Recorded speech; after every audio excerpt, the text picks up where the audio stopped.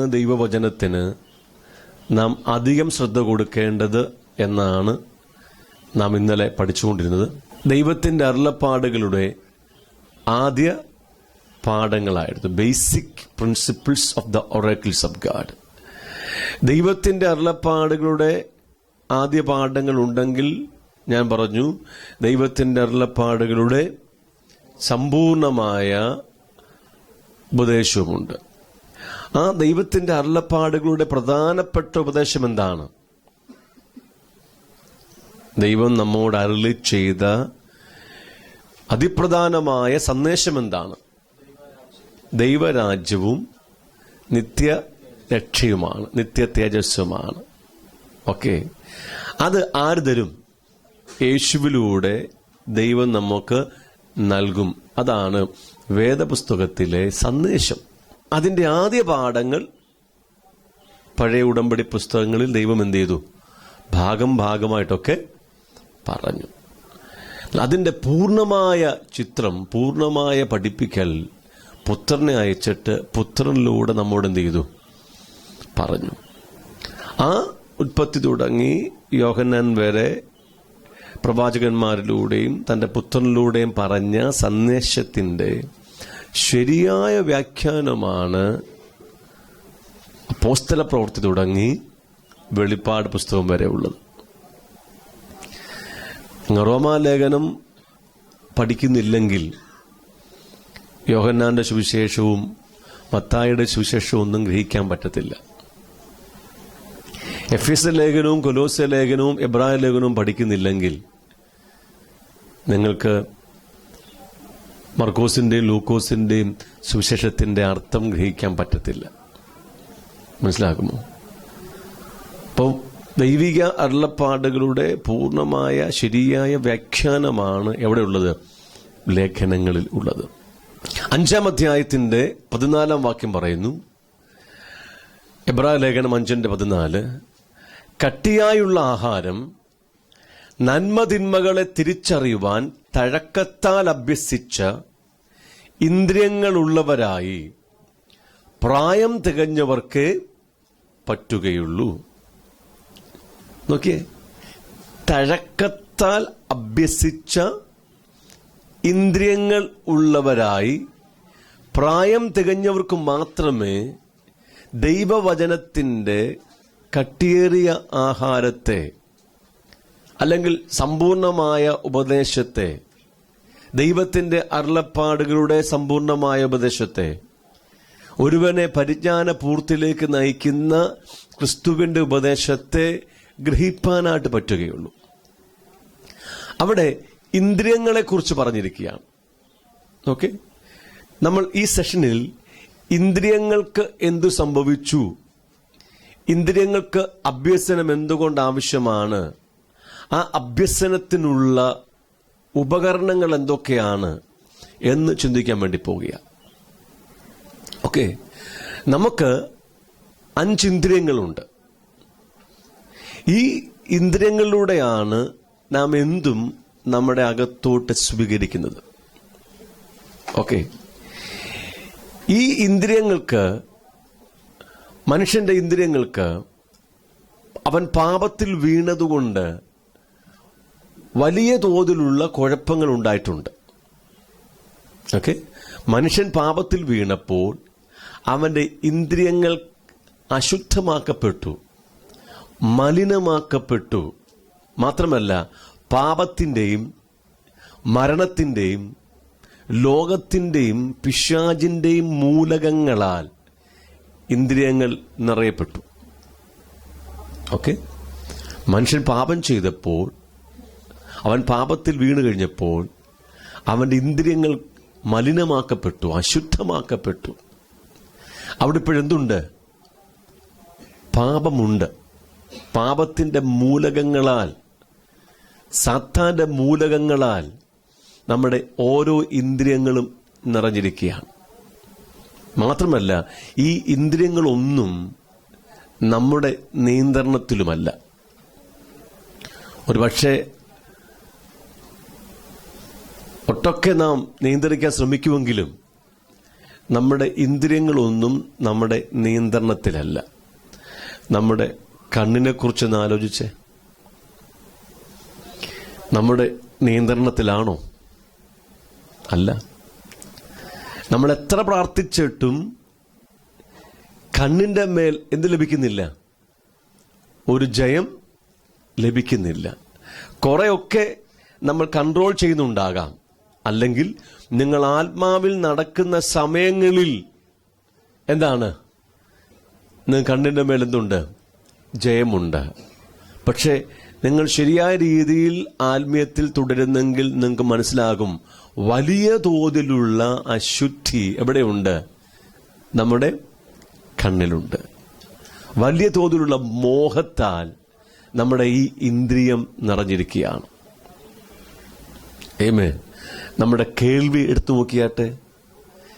മോശമായ കാര്യങ്ങൾ കേൾക്കാൻ ഭയങ്കര ഉത്സാഹമല്ലേ? നമ്മുടെ നാവിനെ എടുത്തു നോക്കിയാട്ടെ. മോശമായ കാര്യം പറയുവാൻ വളരെ ഉത്സാഹത്തിലല്ലേ? നമ്മുടെ സകല ഇന്ദ്രിയങ്ങളും പാപത്താൽ നിറഞ്ഞതാണെന്ന് അറിഞ്ഞിരിക്കണം. അശുദ്ധികളാൽ നിറഞ്ഞതാണെന്ന് നിങ്ങൾ അറിഞ്ഞിരിക്കണം. അതുകൊണ്ട് തന്നെ ഈ ഇന്ദ്രിയങ്ങൾക്ക് ആത്മീയ കാര്യങ്ങളോട് വലിയ പ്രതിപത്തിയൊന്നുമില്ല. ആമേൻ. അപ്പോൾ ഒന്നാമത്തെ പോയിന്റ്, ഇന്ദ്രിയങ്ങൾ മനുഷ്യൻ പാപത്തിൽ വീണതുകൊണ്ട് എല്ലാ തരത്തിലുമുള്ള അശുദ്ധികളാൽ നിറഞ്ഞിരിക്കുകയാണ്. രണ്ടാമത്, ഈ ഇന്ദ്രിയങ്ങളിലൂടെ ലോകപരമായതെന്തും നമുക്ക് നിഷ്പ്രയാസം സ്വീകരിക്കാൻ പറ്റും. ലോകത്തിന്റെ ഏത് കാര്യങ്ങളും, വിനോദപരമായ ഏത് കാര്യങ്ങളും ഈ ഇന്ദ്രിയങ്ങളിലൂടെ നമുക്ക് നിഷ്പ്രയാസം സ്വീകരിക്കാൻ പറ്റും. എന്നാൽ ആത്മീയ കാര്യങ്ങൾ സ്വീകരിപ്പാൻ, വചനം സ്വീകരിപ്പാൻ, ദൈവികമായ കാര്യങ്ങളെ സ്വീകരിപ്പാൻ നിങ്ങളുടെ ഇന്ദ്രിയങ്ങൾക്ക് അല്പം പോലും കഴിവില്ല. മനസ്സിലാകുന്നുണ്ടോ? ലോകത്തിന്റെ ഒരു പുസ്തകം വായിക്കാൻ നമ്മുടെ ഇന്ദ്രിയങ്ങൾക്ക് വലിയ ഉത്സാഹമാണ്. നിങ്ങൾ രാവിലെ എഴുന്നേറ്റ് വരുമ്പോൾ നിങ്ങളുടെ റൂമിൽ മലയാള മനോരമ പത്രം മടക്കി വെച്ചിട്ടുണ്ട്. വിശുദ്ധ വേദപുസ്തകം റോമാലേഖനം ഇങ്ങനെ തുറന്നു വെച്ചിട്ടുണ്ട്. നിങ്ങൾ കണ്ണും തിരുമ്മി എഴുന്നേറ്റ് വരികയാണ്. നിങ്ങളുടെ കൈ ആദ്യം എങ്ങോട്ട് പോകും? റോമാലേഖനം വായിക്കാനായിട്ട് ബൈബിൾ എടുക്കുമോ, അതോ മലയാള മനോരമയ്ക്ക് വേണ്ടി പോകുമോ? ഇനി നിങ്ങൾക്ക് പുസ്തകം എടുക്കാൻ ആഗ്രഹമുണ്ടെങ്കിൽ പോലും നിങ്ങളുടെ കൈ എങ്ങോട്ടേ പോകത്തുള്ളൂ? മലയാള മനോരമയിലൊക്കെ. എന്താ കാരണം? ലോകത്തിന്റെ വിഷയങ്ങൾ സ്വീകരിപ്പാൻ നമ്മുടെ ഇന്ദ്രിയങ്ങൾ എല്ലായ്പ്പോഴും എന്താണ്? ഒരുക്കമാണ്. പക്ഷെ ഇതെടുക്കാൻ വലിയ പ്രയാസമല്ലേ? ഇനി എടുത്താൽ തന്നെ വായിക്കാൻ പറ്റുമോ? അല്ല, ഇനി വായിച്ചാൽ തന്നെ ഗ്രഹിക്കാൻ പറ്റുമോ? അങ്ങോട്ട് വായിച്ചു തുടങ്ങുമ്പോൾ എന്തോ ഒരു ക്ഷീണമാ. എന്താ കാരണം? ഞാൻ ഇതിലും വലിയ പുസ്തകങ്ങൾ, ഡിറ്റക്റ്റീവ് നോവലുകൾ, ഹൊറർ നോവലുകൾ, ഡ്രാക്കുള തുടങ്ങിയുള്ള വലിയ വലിയ പുസ്തകങ്ങൾ ഒരു രാത്രി കൊണ്ട് വായിച്ചു തീർക്കുമായിരുന്നു. ഉറക്കമില്ല, വെള്ളം പോലും കുടിക്കണ്ട. ഡ്രാക്കുളയൊക്കെ വായിക്കുമ്പോൾ രാത്രി പേടി വരും. പേടിച്ചാലും എന്ത് ചെയ്യും? മുഴുവനും വായിച്ച് തീർക്കും. ഒറ്റ രാത്രി കൊണ്ടൊക്കെ തീർക്കുന്നത്. ഭയങ്കര സ്പീഡ് എനിക്ക് വായിക്കാൻ. എന്തോ ഒരു ഉത്സാഹമാണ് വായിക്കാൻ. എന്തോ ഒരു എനർജിയാ വായിക്കാനായിട്ട്. പക്ഷെ ഇതിങ്ങോട്ട് എടുത്തു കഴിഞ്ഞാൽ ഭയങ്കര ക്ഷീണമാ ബോഡി മൊത്തം. കണ്ടോ നിങ്ങൾ? പിന്നെ നടന്നൊക്കെയാ വായിക്കുന്നത്. ഇരുന്ന് വായിച്ച് ഉറങ്ങിപ്പോവും. ഇപ്പോഴും പ്രശ്നമുണ്ട്. എന്തുകൊണ്ടാണ് നാം പുസ്തകം വായിക്കാൻ പറ്റാത്തത്?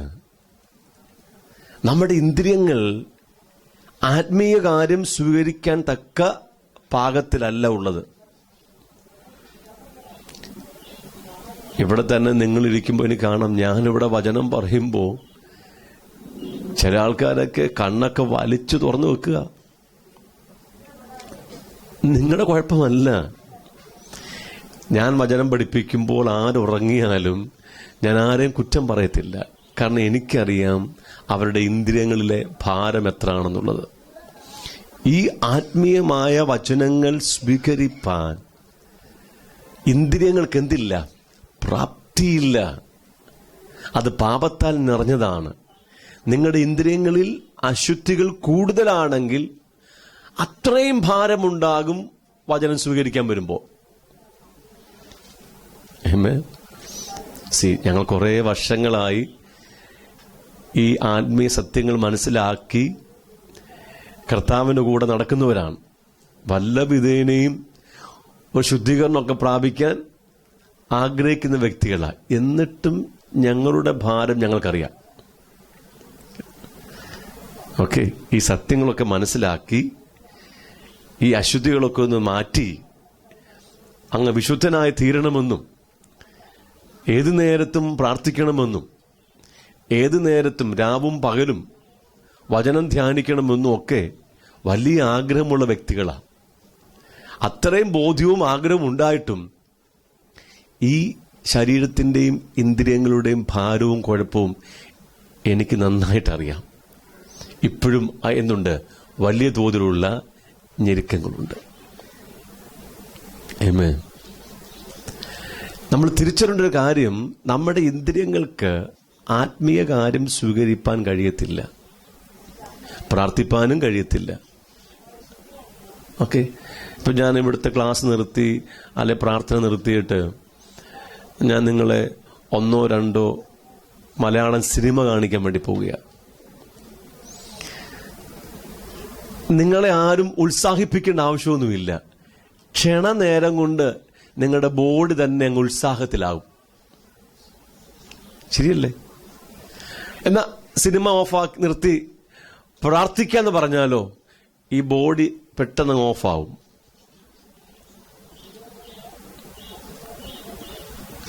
പണ്ട് മീൻസ് കുറച്ച് വർഷങ്ങൾക്ക് മുമ്പ് ഞങ്ങളുടെ വീട്ടിൽ സായാഹ്ന പ്രാർത്ഥനയ്ക്ക് വേണ്ടി മക്കളെ വിളിക്കുന്ന സമയമുണ്ട്. അതുവരെ ശാലോമും എഫ്രൈമും ഷേബയൊക്കെ തകർത്ത് കളിക്കുകയാണ്. ഒരു കുഞ്ഞായിരുന്നപ്പോഴാ. ഇപ്പം അവസ്ഥ വേറെയാ. അതിനോട് പറയാം. ഭയങ്കര കളിയാ. സഹോദരങ്ങളെ അവരെൻ്റെ വീട് മറിച്ചു വെക്കും. അതുപോലത്തെ കളിയാ. പ്രാർത്ഥിക്കാൻ വേണ്ടി വിളിച്ചു. പ്രാർത്ഥിക്കാൻ പായിട്ട് അവിടെ ഇരുന്നു. അങ്ങോട്ട് വന്നിരിക്കുമ്പോൾ തന്നെ അവരെ കവിളുകൾ ചുമക്കാൻ തുടങ്ങും, കണ്ണ് ചുമക്കാൻ തുടങ്ങും, കണ്ണിങ്ങനെ തൂക്കാൻ തുടങ്ങും, വാ തുറന്ന് വായിക്കോട്ട് വിടാൻ തുടങ്ങും. എന്തോ ഒരു പ്രയാസമാ ഒരു 10 മിനിറ്റ് അവിടെ ഇരിക്കാനായിട്ട്. വലിയ പ്രയാസപ്പെട്ട് പ്രാർത്ഥനയൊക്കെ പറഞ്ഞു തീർക്കും. അപ്പം ലാസ്റ്റ് പ്രാർത്ഥനയുണ്ട്, ഇന്ന് ഞാൻ സമാധാനത്തോടെ കിടന്നുറങ്ങും. അത് പറഞ്ഞു കൊടുക്കുക. അപ്പോൾ എൻ്റെ ഭാര്യ പറഞ്ഞു കൊടുക്കും, ഇന്ന് രാത്രി ഞാൻ സമാധാനത്തോടെ കിടന്നുറങ്ങും. ഉറങ്ങി. അവർ ഉറങ്ങി. ഒരു 2 മിനിറ്റ് കഴിയുമ്പോൾ വീണ്ടും എൻ്റെ വീട് തലകീഴായി മറിയാൻ തുടങ്ങും. പ്രാർത്ഥനയുടെ സമയത്ത് മാത്രമേ ഉള്ളൂ പ്രശ്നം. ഇപ്പം എൻ്റെ ഇളയ മോളുണ്ട്. കഴിഞ്ഞ ദിവസം ഞങ്ങൾ ബീഹാറിലായിരുന്നു. ബീഹാറിൽ 1 മന്ത് സ്കൂൾ നടക്കുകയായിരുന്നു. അപ്പോൾ എൻ്റെ വൈഫ് പറഞ്ഞു, മോളെ നീ കണ്ണടച്ച് പ്രാർത്ഥിക്കേ. അപ്പോൾ പറഞ്ഞത്, അമ്മയെ പ്രാർത്ഥിക്കാൻ ആഗ്രഹമൊക്കെ ഉണ്ട്, പക്ഷെ പ്രാർത്ഥന ഒന്നും വരണ്ടായോ? സാത്താൻ എന്നെ പ്രാർത്ഥിപ്പാൻ സമ്മതിക്കുന്നില്ല. കുറ്റവാർക്ക് കൊടുത്തു, സാത്താൻ കൊടുത്തു. 5.5 വയസ്സേ ഉള്ളൂ. വൈഫ് പറഞ്ഞു, മോളെ സാത്താനല്ല, നിന്റെ അകത്തെ കുഴപ്പമാ. നിന്റെ അകത്തെന്തുണ്ട്? കുഴപ്പമുണ്ട്. അതിനെ ജയിക്കാൻ നമ്മുടെ അകത്ത് പരിശുദ്ധാത്മാവുണ്ട്. നീ നിന്റെ അകത്തുള്ള ഹോളി സ്പിരിറ്റിനോട് പറഞ്ഞാൽ മതി. ഹോളി സ്പിരിറ്റ് നിന്നെ പ്രാർത്ഥിപ്പാൻ എന്ത് ചെയ്യും? സഹായിക്കും. മറുപടി പറയാണ്, അതിന് ഹോളി സ്പിരിറ്റിനോട് പറയാൻ പോലും സാത്താൻ എന്നെ സമ്മതിക്കുന്നില്ല. You see, excuse കൊണ്ടുവരുന്നുണ്ടോ?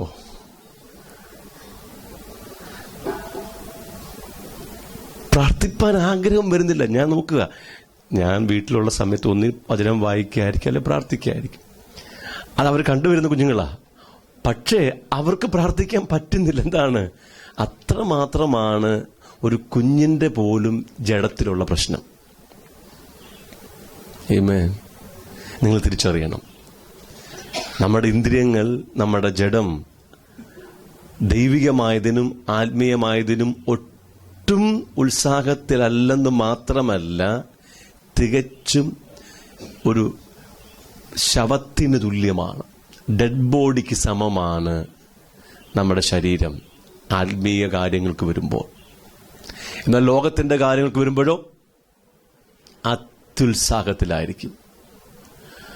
ഒരു പിക്നിക്കിന് പോകാൻ നിങ്ങളെ ആരും ഉത്സാഹിപ്പിക്കേണ്ട ആവശ്യമില്ല. TV കാണാൻ, കമ്പ്യൂട്ടർ ചെയ്യുവാൻ, അവിടെ ഒന്നും നിങ്ങളെ ആരും എന്ത് ചെയ്യണ്ട, ഉത്സാഹിപ്പിക്കേണ്ട ആവശ്യമൊന്നുമില്ല. നമ്മുടെ ശരീരം അത്യുത്സാഹത്തിലാണ്. ആത്മീയ കാര്യങ്ങൾക്ക് ഇതൊരു ശവത്തിന് തുല്യമാണ്. ഓക്കെ. അപ്പോൾ കാര്യമായ തോതിൽ നമ്മുടെ ഇന്ദ്രിയങ്ങൾ എന്തുണ്ട്? കുഴപ്പമുണ്ട്, അശുദ്ധികളുണ്ട്, പാപത്തിന്റെ മൂലകങ്ങളാൽ നിറഞ്ഞിരിക്കുകയാണ്. 2, ഈ ഇന്ദ്രിയങ്ങൾക്ക് ലോകത്തിന്റെ കാര്യം സ്വീകരിപ്പാൻ വലിയ ഒരുക്കമുണ്ട്. സ്വീകരിക്കാൻ കഴിയും. എന്നാൽ ആത്മീയ കാര്യങ്ങൾ സ്വീകരിപ്പാൻ, വചനം സ്വീകരിപ്പാൻ യാതൊരു തരത്തിലും കഴിയത്തില്ല. ഇനി എന്താണ് പരിഹാരമാർഗം? എന്താണ് പരിഹാരമാർഗം? അവിടെ പറഞ്ഞിരിക്കുന്നത് ഇന്ദ്രിയങ്ങൾക്ക് അഭ്യസനമുണ്ടാകണം. അങ്ങനല്ലേ? വാക്യം 14, കട്ടിയായുള്ള ആഹാരം നന്മതിന്മകളെ തിരിച്ചറിയുവാൻ തഴക്കത്താൽ അഭ്യസിച്ച ഇന്ദ്രിയങ്ങളുള്ളവരായി.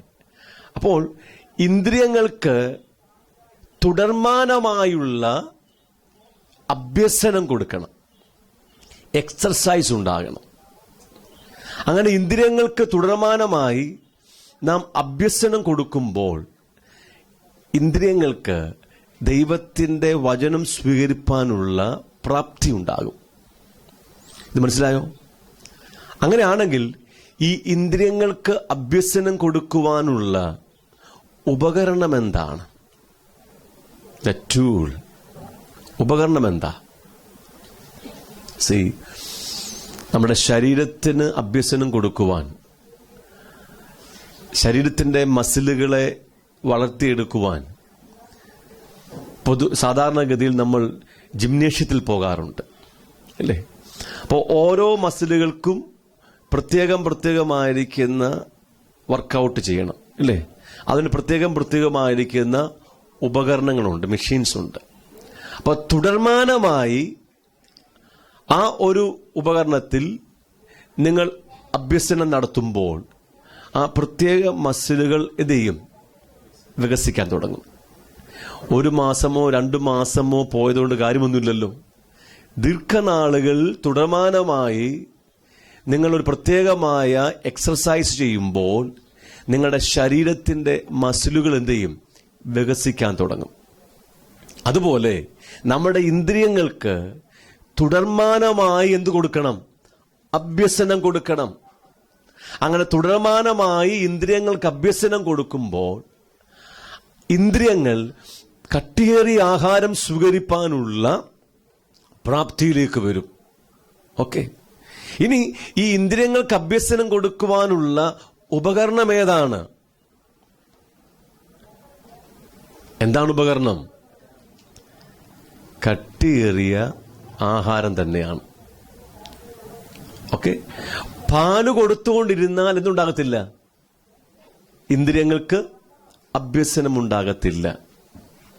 ദൈവത്തിന്റെ അരുളപ്പാടുകളുടെ ആദ്യ പാഠങ്ങളും ക്രിസ്തുവിന്റെ ഉപദേശത്തിന്റെ ആദ്യ പാഠങ്ങളും മാത്രം കേട്ടുകൊണ്ടിരുന്നാൽ ഒരിക്കലും ഈ വ്യക്തിയുടെ ഇന്ദ്രിയങ്ങൾക്ക് എന്തുണ്ടാകത്തില്ല? അഭ്യസനം ഉണ്ടാകത്തില്ല. ആ വ്യക്തിക്ക് കട്ടിയേറിയ ആഹാരം കൊടുത്തു തുടങ്ങണം. അങ്ങനെ കട്ടിയേറിയ ആഹാരം കഴിക്കുന്നതനുസരിച്ച് ഇന്ദ്രിയങ്ങൾക്ക് എന്തുണ്ടാകും? അഭ്യസനം വരും.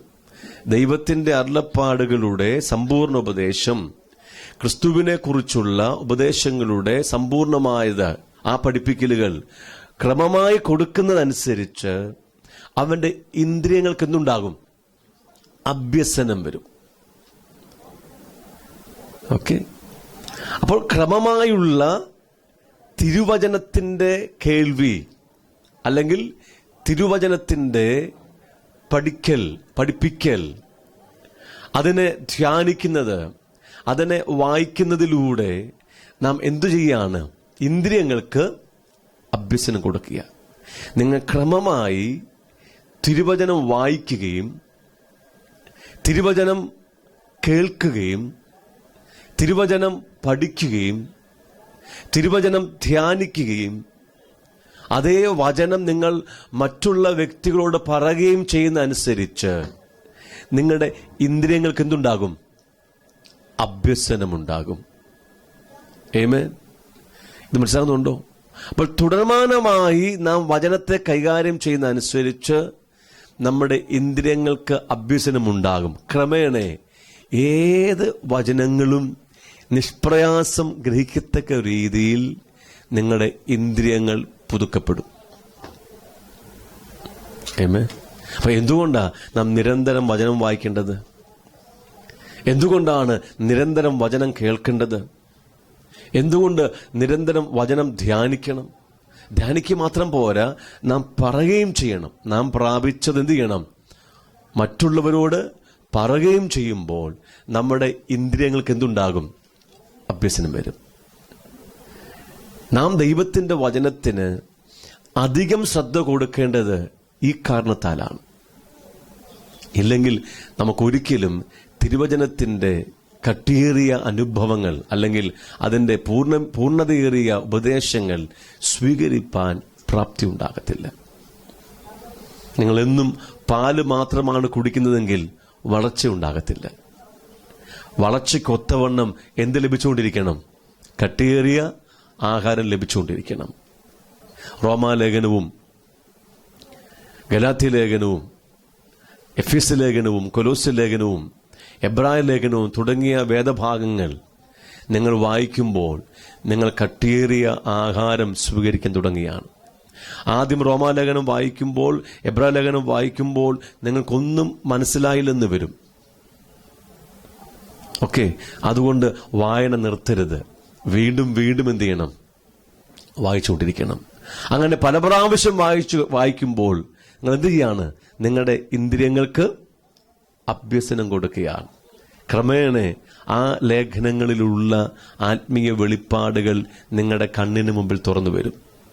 നിങ്ങളിവിടെ വന്നു, ഞാൻ നിങ്ങളോട് സങ്കീർത്തനങ്ങളും കഥകളും ഒക്കെ പറഞ്ഞുകൊണ്ടിരുന്നാൽ നിങ്ങളുടെ ഇന്ദ്രിയങ്ങൾക്ക് അഭ്യസനം വരുമോ? വരുത്തില്ല. ഞാൻ നിങ്ങളോട് കട്ടിയേറിയ ന്യായപ്രമാണത്തിലെ തിരുവചനത്തിലെ കട്ടിയേറിയ കാര്യങ്ങൾ തന്നെ പറഞ്ഞെങ്കിൽ മാത്രമേ അത് കേട്ട് കേട്ട് കേട്ട് നിങ്ങളുടെ ഇന്ദ്രിയങ്ങൾക്ക് അഭ്യസനം വരികയുള്ളൂ. ആമേൻ.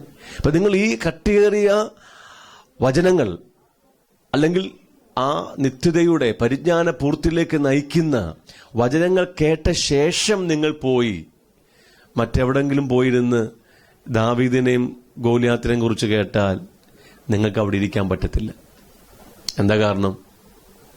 നിങ്ങൾ ഓൾറെഡി കട്ടിയേറിയ ആഹാരം ഭക്ഷിച്ചു തുടങ്ങി.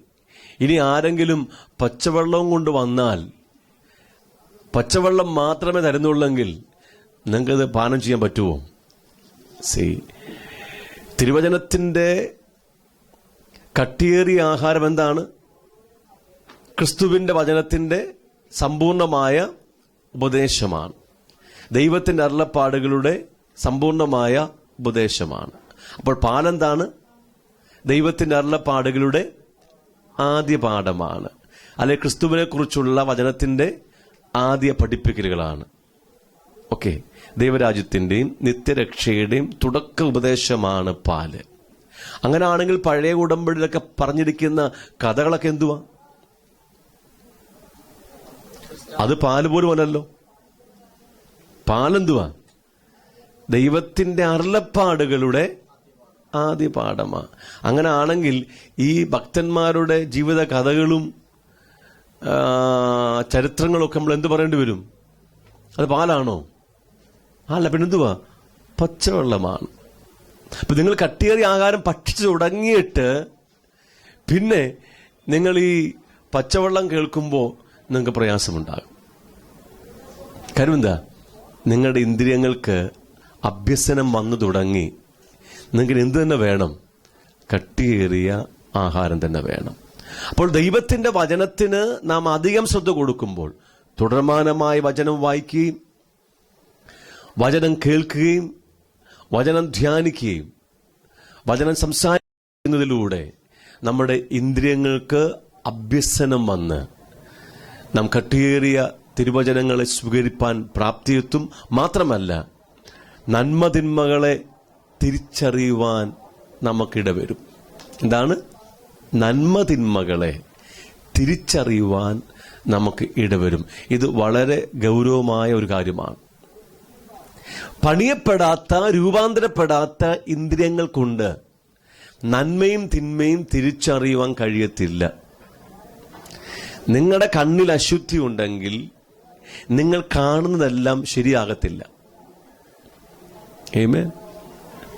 അശുദ്ധമായ, രൂപാന്തരപ്പെടാത്ത കണ്ണുകൊണ്ടല്ലേ നമ്മൾ കാണുന്നത്, അല്ലേ? നമ്മൾ കേൾക്കുന്നതെല്ലാം ഈ പണിയപ്പെടാത്ത ഇന്ദ്രിയം കൊണ്ടല്ലേ കേൾക്കുന്നത്. അതെന്താകത്തില്ല? എല്ലാം ശരിയാകത്തില്ല. നാം പറയുന്ന കാര്യമെല്ലാം എന്താകത്തില്ല? ശരിയാകത്തില്ല. കാരണം എന്താ? നമ്മുടെ ഇന്ദ്രിയങ്ങളിലെല്ലാം എന്തുണ്ട്? അശുദ്ധിയുണ്ട്. അതുകൊണ്ട് തന്നെ നന്മതിന്മകളെ വിവേചിപ്പാൻ ഈ വ്യക്തിക്ക് കഴിയത്തില്ല. ഇത് നമ്മുടെ എല്ലാവരുടെ അനുഭവമാണ്, ഓർത്തോണം. ഒരു കാരണവശാലും നിങ്ങൾ കണ്ടതുപോലെ വ്യാഖ്യാനിക്കരുത്, കേട്ടതുപോലെ വ്യാഖ്യാനിക്കരുത്. ഇനി നമ്മൾ കേൾക്കുന്ന ഒന്നല്ലല്ലോ പറയുമ്പം വരുന്നത്. ഓക്കെ, പണ്ട് കാസർഗോഡ് ആഹാരം വിളമ്പി വെച്ചു. ജോലിക്കാർക്ക് കഞ്ഞി കൊടുക്കാനായിട്ട് കഞ്ഞി വിളമ്പി വെച്ചു. ഒരു കാക്ക പറന്നുപോയി. കാക്ക കാഷ്ടിച്ചു. കാഷ്ടം കഞ്ഞിയിൽ വീണു. ആ ന്യൂസ് കൈമാറി ട്രിവാൻഡ്രത്തെത്തിയപ്പോൾ കഞ്ഞിയിൽ ആന വീണു എന്നായി. മനസ്സിലാകുമോ? ദൈവസഭയിൽ ദൈവമക്കളുടെ ഇടയിലുള്ള പ്രശ്നത്തിന്റെ അടിസ്ഥാനം ഇതാണ്. നമ്മുടെ ഇന്ദ്രിയങ്ങൾക്ക് എന്തില്ല? ശുദ്ധീകരണമില്ലാത്തതുകൊണ്ട് നമ്മൾ കേൾക്കുന്നതും കാണുന്നതുമല്ല നമ്മൾ ഗ്രഹിക്കുന്നത്. അതുകൊണ്ട് നിങ്ങൾ കേൾക്കുന്നതും കാണുന്നതും വെച്ച് വിലയിരുത്തിയാൽ, തീരുമാനമെടുത്താൽ, വിവേചിച്ചാൽ ഭയങ്കര നഷ്ടം വരും. കുടുംബജീവിതത്തിലും സഭാജീവിതത്തിലും ശുശ്രൂഷയിലും ബിസിനസ്സിലും എന്നു വേണ്ട എവിടെയും നിങ്ങളുടെ ഇന്ദ്രിയങ്ങൾ ഉപയോഗിച്ചുള്ള നിങ്ങളുടെ വിവേചനം തെറ്റിപ്പോകുന്നത് കൊണ്ടാണ് ഇത്ര വലിയ നഷ്ടങ്ങൾ ഉണ്ടാകുന്നത്.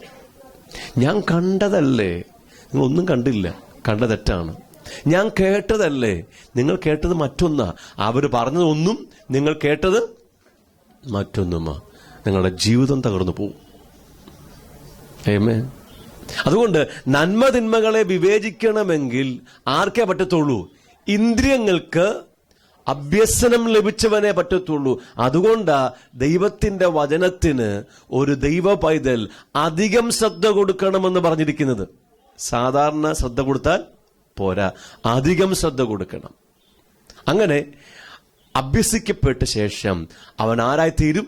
പ്രായം തികഞ്ഞവനായി തീരും, മെച്ചുവേർഡായി തീരും. ഓക്കെ, നിങ്ങൾ ക്രമമായി വചനം സ്വീകരിക്കുന്നെങ്കിൽ ഒരു ചുരുക്കകാലം കൊണ്ട് ദൈവം നിങ്ങളെ മെച്യൂരിറ്റിയിലേക്ക് കൊണ്ടുവരും, പക്വതയിലേക്ക് കൊണ്ടുവരും. ഇത് പ്രായം കൂടിയ പക്വതയല്ല, പിന്നെന്താണ്? തിരുവചനമകത്തു വന്ന് എന്ത് ചെയ്തു? അവന്റെ ഇന്ദ്രിയങ്ങളെ രൂപാന്തരപ്പെടുത്തി, അഭ്യസനം കൊടുത്ത്, നന്മയും തിന്മയും ഒക്കെ തിരിച്ചറിയാൻ വിവേകം കൊടുത്ത് അവനെ പക്വതയിലേക്ക് എത്തിച്ചു. നമ്മൾ വായിച്ചത് മൂവിങ് ഓൺ ടു പെർഫെക്ഷൻ, പരിജ്ഞാന പൂർത്തിയിലേക്ക് വരിക, ക്രിസ്തുവിന്റെ പൂർണ്ണതയിലേക്ക് വരിക. അതിനെന്താവശ്യമുണ്ട്? തിരുവചനം ആവശ്യമുണ്ട്. അതിന് നാം അധികം ശ്രദ്ധ കൊടുക്കണം. നാം ഈ ദിവസങ്ങളുടെ ആയിരിക്കുന്നത് തിരുവചനങ്ങളെ കേട്ട് അത് പ്രാപിക്കാൻ വേണ്ടിയാണ്. ഒരുമിച്ച് പ്രാർത്ഥിക്കാം. ഞങ്ങളുടെ പ്രിയ കർത്താവേ, നിന്റെ വചനത്തോടുള്ള ഞങ്ങളുടെ സമീപനത്തിന് അങ്ങ് അധികമായി മാറ്റം വരുത്തണമേ. നിന്റെ വചനത്തെ പൂർണ്ണമായി ഗ്രഹിപ്പാൻ ഞങ്ങളുടെ ഇന്ദ്രിയങ്ങൾക്ക് അഭ്യസനം ആവശ്യമാണല്ലോ കർത്താവേ. നന്മ തിന്മകളെ തിരിച്ചറിയുവാൻ ഞങ്ങളുടെ ഇന്ദ്രിയങ്ങൾക്ക് അഭ്യസനം ആവശ്യമാണെന്ന് ഞങ്ങൾ ഇന്ന് രാവിലെ കേട്ടല്ലോ. നിന്റെ വചനത്തെ വായിച്ചും കേട്ടും ധ്യാനിച്ചും പറഞ്ഞും തുടങ്ങി ഞങ്ങളുടെ ഇന്ദ്രിയങ്ങൾക്ക് അഭ്യസനമുണ്ടായി. തിരുവചനത്തിൻ്റെ എല്ലാ മർമ്മങ്ങളും ഗ്രഹിപ്പാൻ അങ്ങ് ഞങ്ങളെ സഹായിക്കുമല്ലോ. ആ ക്രിസ്തുവിൻ്റെ പൂർണ്ണതയിലേക്ക്, ആ തികവിലേക്ക് അങ്ങ് ഞങ്ങളെ വളർത്തിയെടുക്കുമല്ലോ. അതിനായി സ്തോത്രം ചെയ്യുന്നു. വചനം കേട്ട എല്ലാ വ്യക്തികളുടെ അകത്തും അധികമായി വചനം സ്വീകരിപ്പാൻ, നിരന്തരമായി വചനം വായിക്കുവാൻ, കേൾക്കുവാൻ, ധ്യാനിപ്പാനുള്ള വലിയ ഒരു ആഗ്രഹം അങ്ങ് കൊടുത്തതിനായി സ്തോത്രം ചെയ്യുന്നു. സകല മഹത്വം പിതാവിന്, യേശു കർത്താവിൻ്റെ വലിയ നാമത്തിൽ തന്നെ. ആമേൻ.